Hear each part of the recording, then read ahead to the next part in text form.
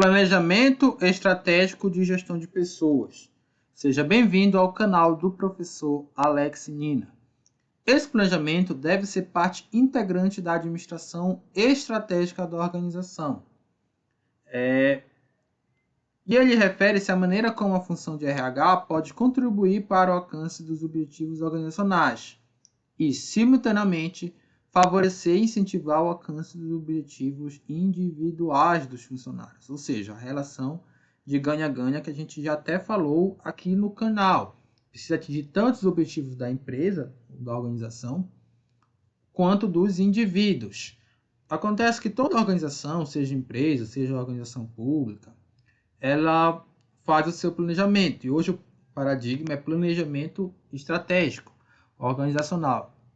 Existem vários livros sobre planejamento estratégico. Aqui mesmo no canal a gente tem várias aulas, tá? Não é algo tão consensual assim na literatura, embora seja um novo paradigma. E alguns autores até usam o termo administração estratégica. Porque quando se fala em planejamento estratégico, esses autores dizem que está muito mais relacionado ao planejamento feito apenas no nível estratégico. Já a administração estratégica seria em todos os níveis organizacionais.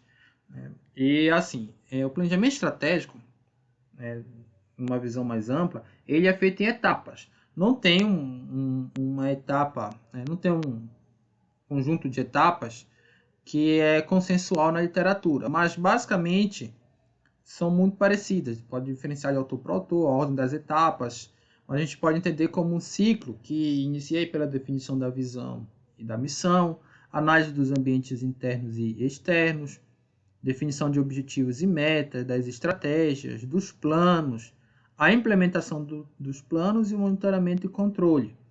Acontece que isso é feito por organização e, junto com isso, deve ser feito o planejamento estratégico da gestão de pessoas. Ele deve ser otimizado, conservado e otimista também. Tá? Só que existem 3 formas de você buscar integrar o planejamento organizacional, estratégico organizacional, com o planejamento estratégico de pessoas. São 2 erradas e uma correta. Vamos falar primeiro das erradas. O chamado planejamento adaptativo, ele se concentra no planejamento empresarial, planejamento organizacional, tá? Aqui, se a gente pensar de forma mais ampla. Sendo práticas de RH consideradas como uma reflexão posterior. Então, primeiro se faz o planejamento empresarial e depois o planejamento de pessoas. As discussões cabem ao gerente de linha com o envolvimento tangencial dos profissionais de RH. O que significa isso? A empresa tem a sua estrutura organizacional e os seus setores, por exemplo, pode ser baseado dessa forma, estrutura organizacional, os seus departamentos funcionais, setor de marketing, setor de venda, produção, enfim. Eles têm um gerente responsável, alguém que está lá no tático. Teoricamente, o setor de RH ele deveria ser um setor que a gente chama de staff, que ele mais presta assessoria aos outros. Então, ele deveria prestar assessoria lá ao setor de marketing, ao setor de vendas, ao setor de produção, no sentido de ajudar esses gerentes a fazer uma boa gestão de pessoas. Então, a visão moderna da gestão de pessoas não é como um setor isolado da empresa, mas sim como um setor de assessoria aos demais setores da empresa. Tá? Então, quando você faz primeiro o planejamento empresarial e depois o planejamento de RH, você acaba privilegiando muito mais os gerentes de linha, esses que são chefes de departamentos, do que os profissionais de RH. Então, o resultado é uma síntese das práticas de RH necessárias para a realização dos planos empresariais, o RH se submetendo ao plano empresarial.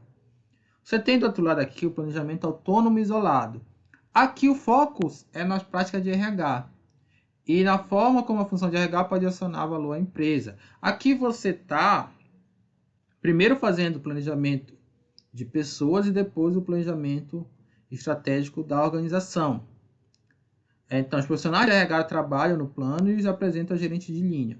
O estado é o plano para a função de RH, incluindo práticas prioritárias. Tá? Então, você não tem aqui só o RH trabalhando em si, só, incluindo só as suas práticas. O ideal para uma empresa é o chamado planejamento integrado, O foco se concentra numa síntese entre os dois planejamentos. Eles são feitos concomitantemente. E aqui vai participar o gerente de linha e os profissionais de RH.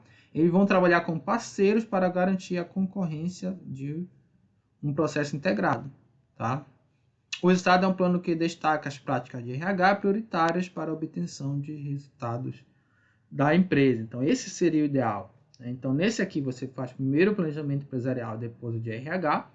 Você tem problemas por conta disso, você está submetendo o RH ao empresarial.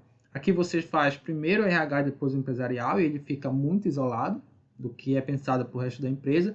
E aqui não, você tem mais diálogo e faz os dois concomitantemente.